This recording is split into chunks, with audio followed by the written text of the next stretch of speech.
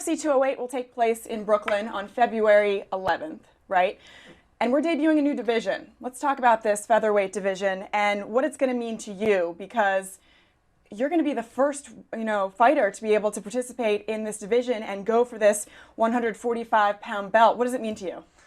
I mean, I'm so thankful that the UFC has, faith in me and even lets me have this opportunity to fight for this belt. For me, as far as the fight, I want to win no matter what. I don't care if it's for a belt or not.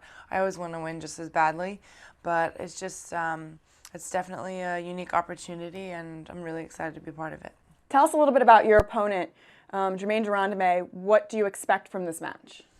She's definitely well-rounded, but kind of more background, stand-up fighter, like myself. So, who knows what's going to happen in there. I always want to be ready for any of it, but she's definitely tough. She's one of the few fighters I've ever fought, boxing or MMA, that's taller than me. Oh, interesting. So I'm usually the taller fighter, so we'll have a whole different game there. So how have you kind of tweaked your preparation in order to prepare for that?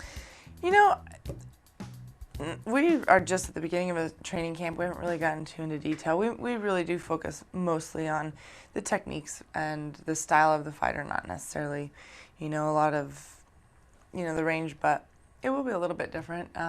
She's only an inch taller than me. It's just, we're a little more even, I guess. Okay. So. All right. So those other fights that you fight in where your opponent is shorter than you. So let's talk about some of those. Your last couple fights with Miesha Tate and Valentina Shevchenko. What can you take from those two fights, those two losses, and use for this fight?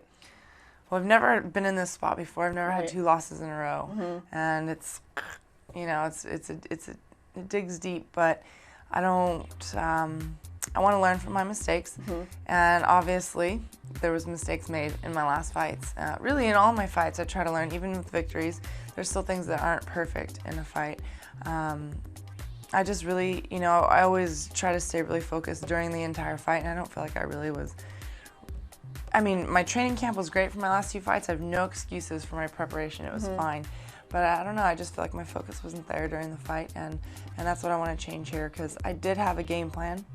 And if I would have done the things that we trained, my fights would have been better than the last. That's kind of how it always goes, right? You prep one way and then it goes a different way. Yep. So how do you change that focus, or how do you get yourself more focused for this I think the mental game's the hardest part, but I feel like I have a drive right now. I've never been in this spot, and I feel like I have no choice to, I can't lose. Are you kind of like out for a feeling of revenge now that, or to avenge those losses?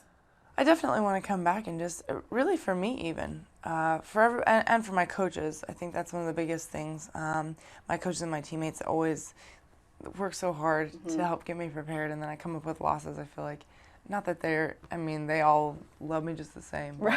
You know what I mean? It's like, I want to do it for them too and make their hard work worth something.